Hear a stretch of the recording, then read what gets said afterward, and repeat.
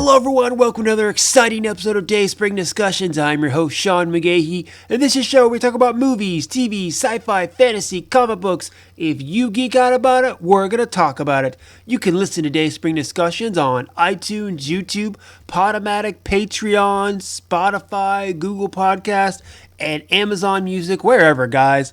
While you're there, go and rate, review, subscribe, then head on over to the Facebook group and the Twitter account and join in the discussion. Don't forget dayspringdiscussions@gmail.com in case you have any more lengthy topics you want to bring up. And you can find me personally, Slim Dayspring 12 on Twitter and Instagram. Well, hello everyone. Hope you all are enjoying your week. It is Monday here. Hoping to get it off to a good start. And it looks like it's going to be just that. Today, the first trailer for the next Marvel Studios film, Shang-Chi and the Legend of the Ten Rings, has dropped and people are going crazy for it. A lot of love out there for Shang-Chi.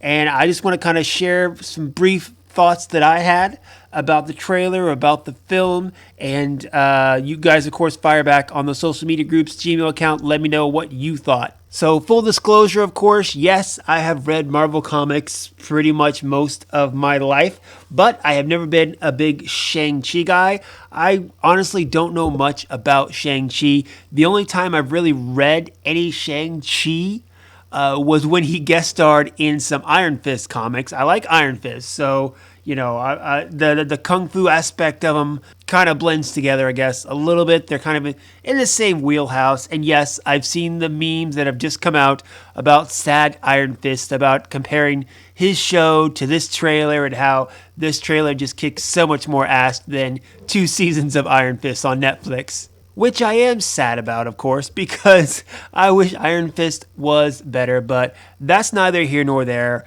Again, Shang-Chi, I don't know hardly anything about the character, so I'm going to go in this kind of fresh look, just like 99% of people. Now, when they first announced this film, I think myself, along with a lot of people, really focused on the Ten Rings part of it, because throughout the Marvel Cinematic Universe, they've, kind of teased the Ten Rings, throughout it. Starting going back to the very first Iron Man film in 2008, where the group that captured Tony Stark was part of the Ten Rings.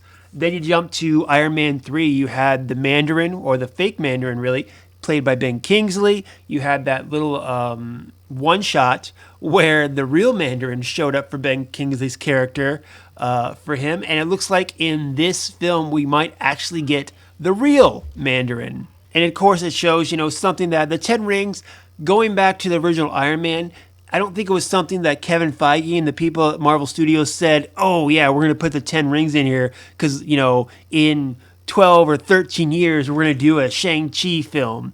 I don't think that's what it was. I think they were just throwing the 10 rings in there, just of course as a cool nod, a little Easter egg for the comic book fans, and, sprinkling it throughout the Marvel Cinematic Universe, never really thinking that they really want to do a Shang-Chi until the time came where like, okay, well, let's do Shang-Chi. And of course, they had laid all these little Easter eggs in previous Marvel films, which I think that's to be said for a lot of the Marvel Studio films too, that, we can see the buildup or, again, the little Easter eggs sprinkled throughout the past 20 plus films. Now, this film is going to be directed by, what's his name?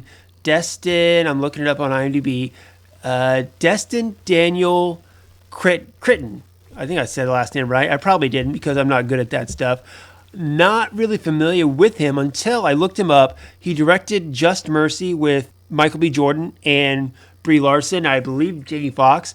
That is a movie that has been sitting on my HBO Max queue for a couple of months. It's like one of 2 things on my HBO Max queue, and I keep on saying I'm going to watch it, but I haven't watched it yet, but I definitely plan to watch it.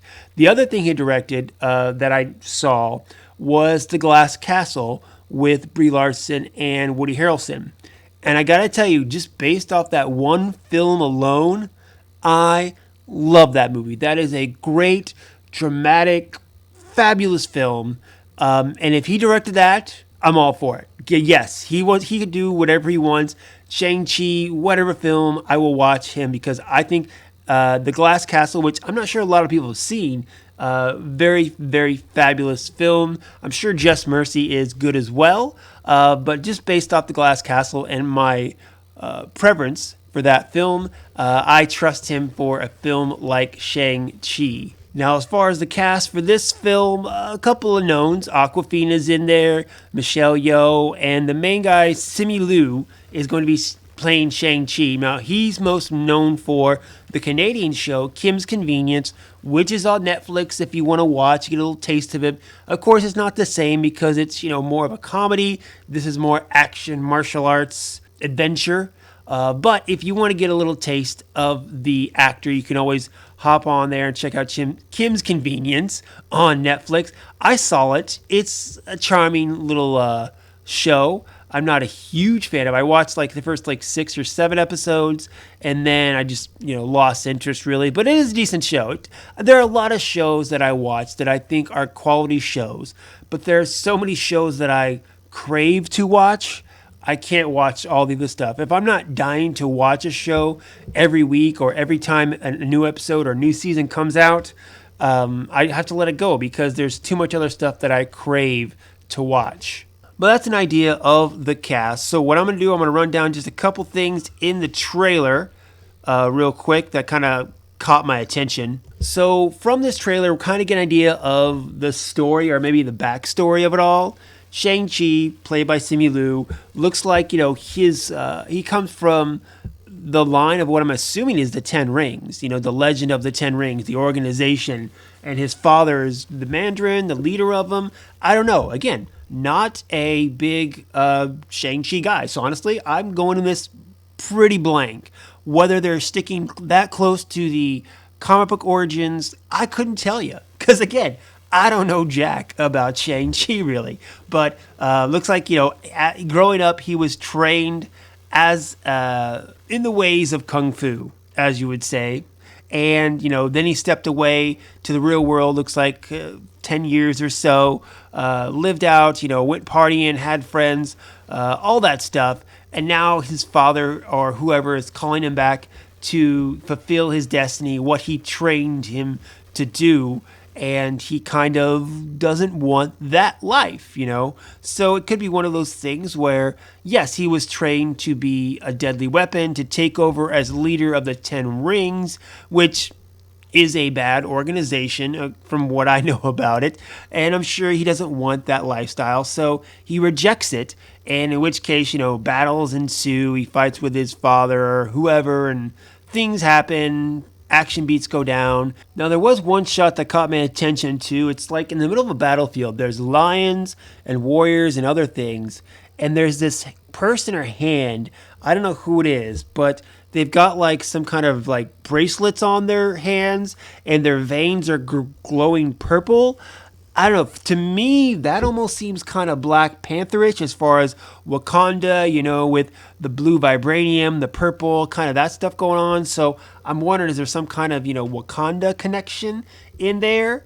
Just those colors kind of hit me as, Black Panther colors. So that's why I thought maybe there might be some connection. Marvel Studios has built themselves up to be this brand. And when people walk into a Marvel Studio film, they have an idea of kind of the quality they're going to get. Now, some people might not like it, some people may like it. That's up to you to decide.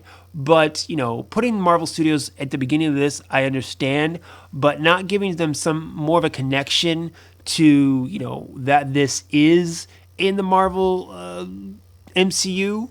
It seemed like they could have done more, but at the same time, I also think the restraint for a first trailer, it was pretty good. I think you can totally tease, the higher MCU connection in a later trailer. The film doesn't come out till September, so you have plenty of time for more trailers to let the casual fan know that this is connected to the Marvel Cinematic Universe with the Avengers and the Guardians and Black Panther and Spider-Man and all that. So, of course, the main thing in this trailer, I think it's highlighting, is the Kung Fu action going through. He's fighting on the bus, I believe is what it was. And there's, some big battles.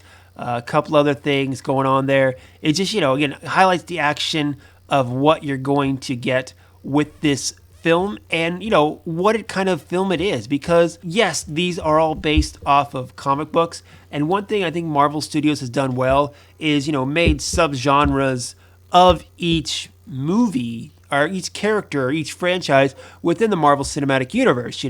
Guardians of the Galaxy is more of a space odyssey. Captain America films tend to be more spy-centric.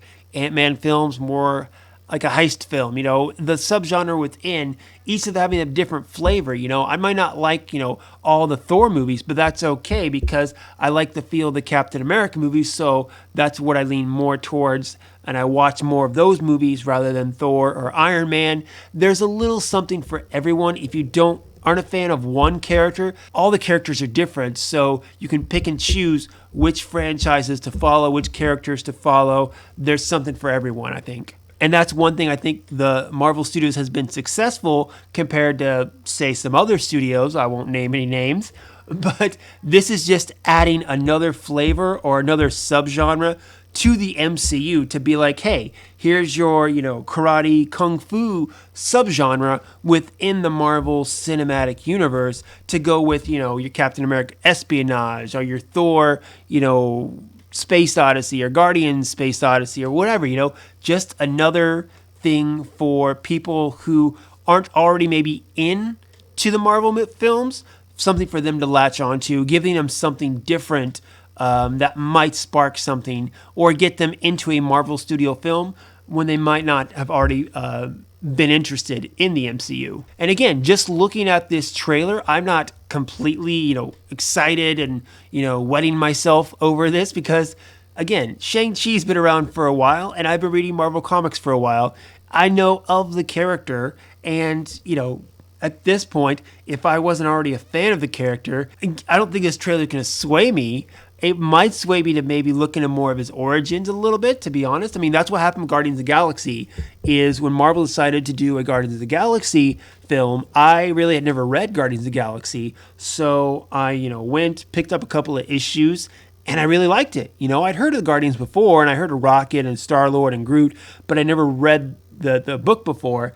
And after I heard that Marvel was making a Guardians film, I went, picked up a couple issues just to see what it was all about, and I really liked it. And I've done that with several, properties that I have not been familiar with. Kingsman, I did the same thing when they said they were doing a Kingsman film. I went and picked up Kingsman. So, am I tempted to go pick up Shang-Chi comics now based off of this trailer? I'm not quite there.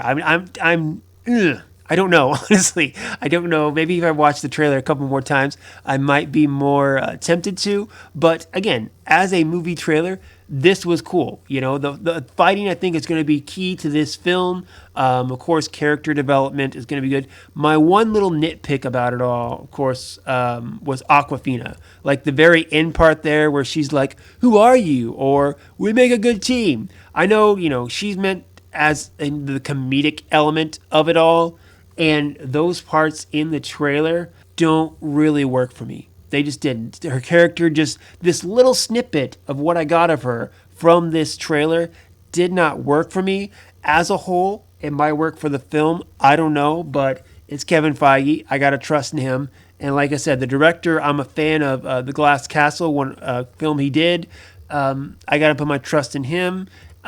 Yes, of course I'm going to go see this film opening weekend at the very latest, and I'm excited for it. Another Marvel Studio film. You, like me, have, expected that quality from Marvel, and my wife, who probably would have no interest in seeing a kung fu film like this, because it's Marvel, she will go see it. And that's, again, what the Marvel brand has created to where people like my wife, who has no interest at all in seeing the Justice League Zack Snyder cut, will give this type of film a shot because it is Marvel brand. And that's what it does, and that's what it does for me as well, guys. But what do you think about the Shang-Chi trailer? Has this got you interested to learn more about the character? How do you feel about the director, the cast? Did Aquafina work for you, the small little bits we got? They didn't work for me, but tell me if it worked for you or not. And again, this is just the first teaser trailer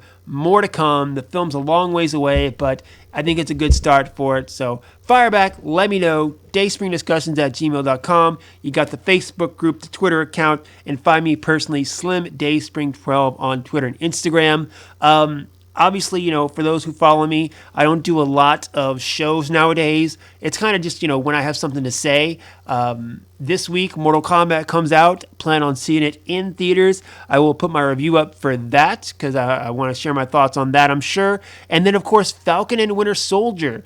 I wait till the end of the season to give a season review of shows. That's how I do it. I might do a premiere episode, but really when it comes to series like this, I wait till the end of the season. That's what I'm going to do for this one. I'll probably get my wife to hop on here and do the review with me. So look for that probably this weekend as well. A lot of good stuff coming, guys. Hope you all enjoy your week, enjoy your days, enjoy your lives. And until next time, may the Force be with us all.